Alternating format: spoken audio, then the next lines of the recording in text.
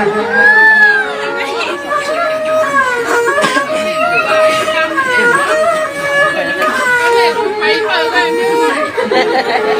ยายามช่วยเศร้าอยู่ทุ่งก็รับเรื่องทุ่งวางวันนาอยู่วางก็เตรียมเมื่อวันแลใจลูกคำวางไม่เตรียมคำมาคำชื่อพูดถึงว่าเดี๋ยววันมาความตาปีกานวางก็ทุ่งเมืองไม่มองน่ะเสียงวางขยาวเสียง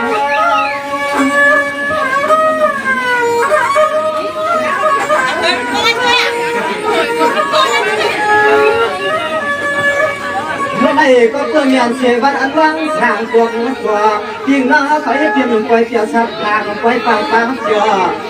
ท่านถึงซ้อมตัวตาหาละก็ลูกสุดก็ซ้อมตัวว่าอยู่เกี่ยวกับหาเจตนาจะตนะอันง่ายอันรู้อันใหญ่สุดที่สุดวางฉันก็เหมือนว่าหวงความปาน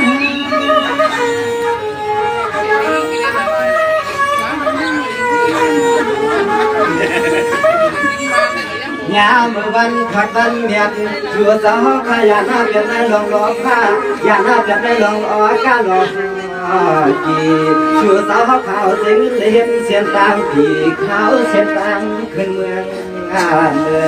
เตรียมตาตาหน้าเชื่อมพี่น้องเฮากุตาให้พอและเหงื่อมีเรื่องมีเงื่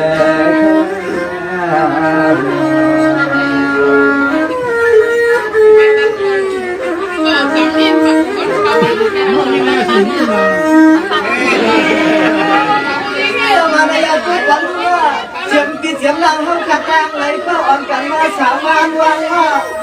เชื่อมันด้วยก่อนเขาดูที่ใจหวานเขาเขาเห็นเป็นไฟกว่างไฟมองพวกกันไฟเงินไฟคำสาวขาเฮียนาลีกูเชื่อสุดท้ายพอเถื่อนเมืองมีแน่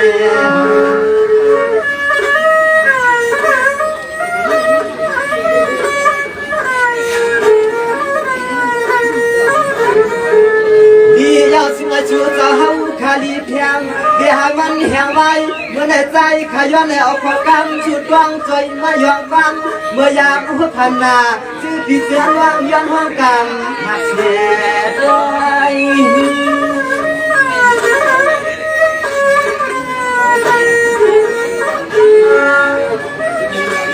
น้อยเจียมพี่เจียมร่างเฮาขาดังหลายคนหลายเลี้ยงยังมียังด้วยผู้คุยว่าเสือเจ้าพามาขับไว้อร่อยหางเกียนยังน่าชา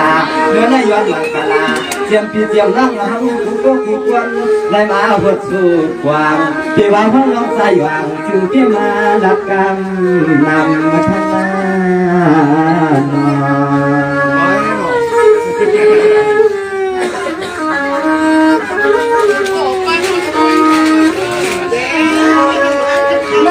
ถึงน้องเขาขาดการนำจำใจว่า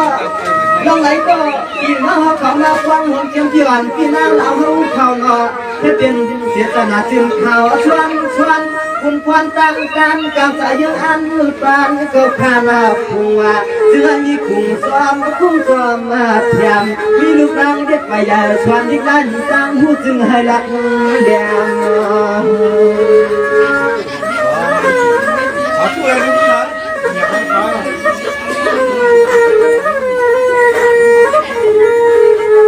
ย้อนแล้วขอชมขอฟังจนเพียงขอแห้งเรียกฟังเมื่อยามนี้ซื้อผิดเสียน้องเจ้าเจียมพี่เจียมร่างเขาขับเจียมเด็กคนเขาเจียมกว่าคนเขาเศร้าอยู่ดินจวนนับชา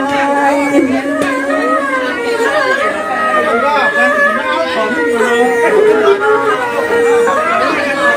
ไม่เอาให้อมกันก็เลยอยู่วัวล้วนนิสาจัตนาใจไม่กล้าตั้งเสียงอังว่าถ้าอ่อนกันอยู่ล้วนอยู่หายอกาก็ถักห่างกูฟังสางกูคิดกูไล่ให้กังยันกูยิ่งไป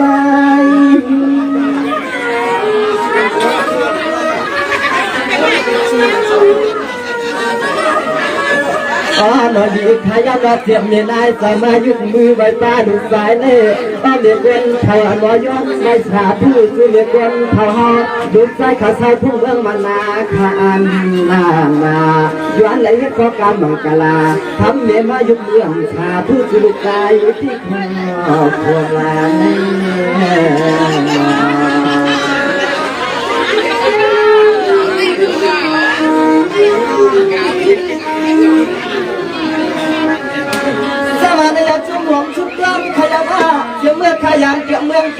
อนวัดยงเชียงเมืองนาขยอ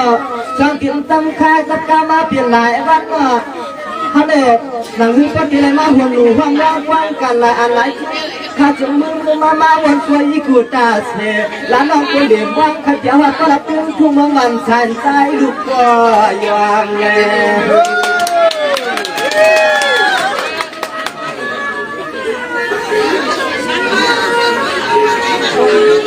ว่ามาวันเอาวันกูคืนว่าที่ว่าเราห้องคำนี้คำเด็กคำได้เห็นดอกตาหน้าดอกจากกายันทางตั้งว่าต้องยินกับคำในเมื่อผิดเมื่อหมดเอาเขาเอา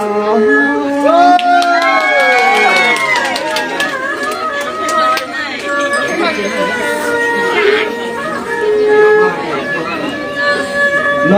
อนถึงที่กำลังใจเขาได้มาห่วงดูห่วงดวงความหวังของคนสิปล่อยสลวง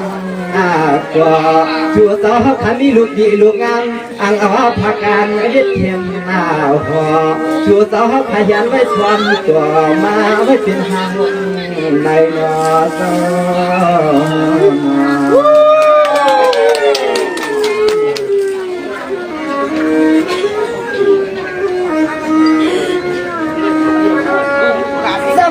ตุ้ยบอลก็เตรียมพี่น้องเขาขับล้างเลยนายเนาะเปลี่ยนเหยียดเปลี่ยนสายมากว้างเนาะพี่น้องเขาขับก็มาเสียควายกว่างควายว่างเขาข้าไหนก็มาเสียควายกว่างควายว่างเล่นควางตัดยิ่งต่อวนอย่ามัวนะจู้กูกว่ากูควรนะกว่ามวนวันชากึ่งหอมบ้าจะห้ามหลุดปลาห้ามจะห้ามคอเลย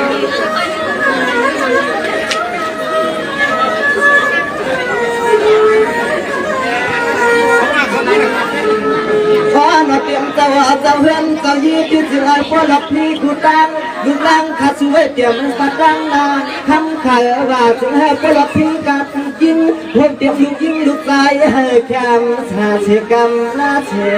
กรรม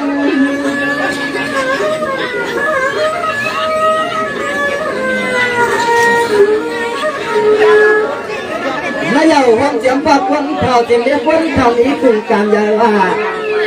เจียมปักวันเท่าเจียมเลี้ยงวันเท่านี้คือการยาลายคนมันมาห้างคุงทวนเจียมวนความพยายามในสู้ความปากตะเป็นเดียเจียมที่เจียมน้องคือห่วงฟังอยู่รอห่วงชินทำ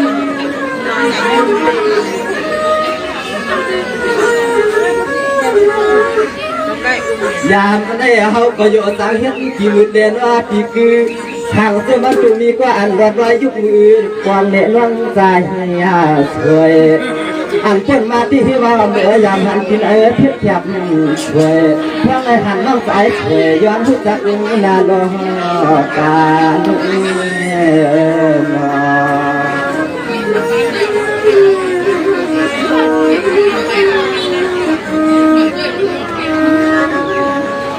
มาเมื่อในด้วยความรู้ว่าเสียมันห่างคำมันพูดไปไม่คำมันพูดไปรบยืนยันว่าเมื่อในอยากให้พิษสินพิษทำยันออกตามกว้างหน้าน้องเขามาเสียปล่อยล้างหลอนพี่หันเสียกว่าแล้วพูดไว้ว่าน้องหันพี่มาเพียวในปล่อยละหันปลาปาวาเขาจะเตรียมตีอยู่เก่าปลักยังทุ่งไม่มานากว่าเขาไปที่กองเงือเมื่อแก่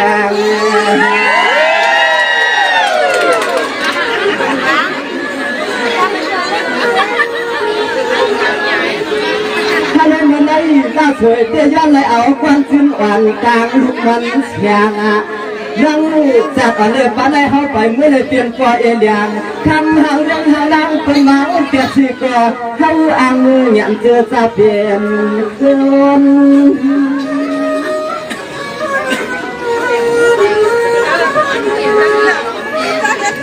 ใจเพี่อาบขันมือเก็บเสื้อชาชูเล็กนวลหุ่นคอน้องยืดเพียงน้องไข่กว้างความร้อนก็ไปเลยมีส่วนเท้าเป็นวันอุ่นในกว่าเขาจะกัดลางนางตัวเขาขย้อนผ่านสู่ห้างทำของเตรียมน้องยืนไปมีเจ้ามีเพื่อใน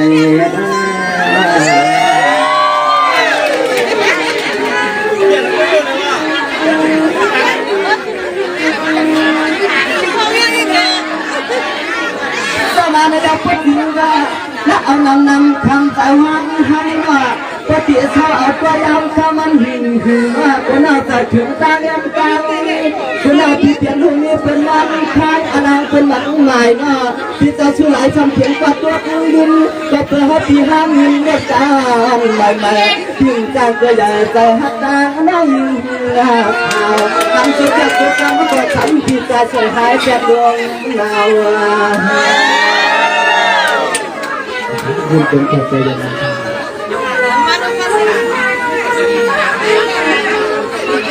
ที่สาเหตุจืดหนึ่งการในหัดน้องสาวหลับยังทุ่งเมืองบางไทยที่สายที่จะหอยช่วยสั่งเกิดไปในวัยในมีที่คิดมีเขาที่ห้ามเมื่อยาถึงเฮือนที่ห้ามเมื่อยาถึงเฮือน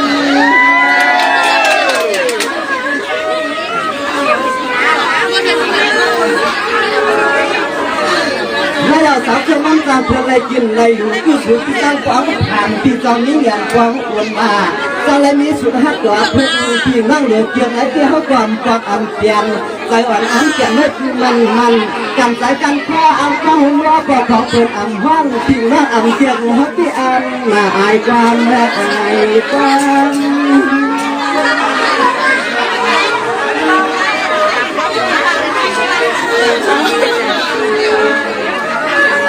ทำมาแล้วจะเลยหันเมื่อชวนนั่งมาเขาไว้เขาลันยุ่งเหยิงเพียงกันก็ทำเมื่อเมืองเจ้าปัวปันจะเลยหันเพียงน้องให้มีกันก็เมืองเจ้าปัวปันอีสันก็ฮัตตุงานคุณ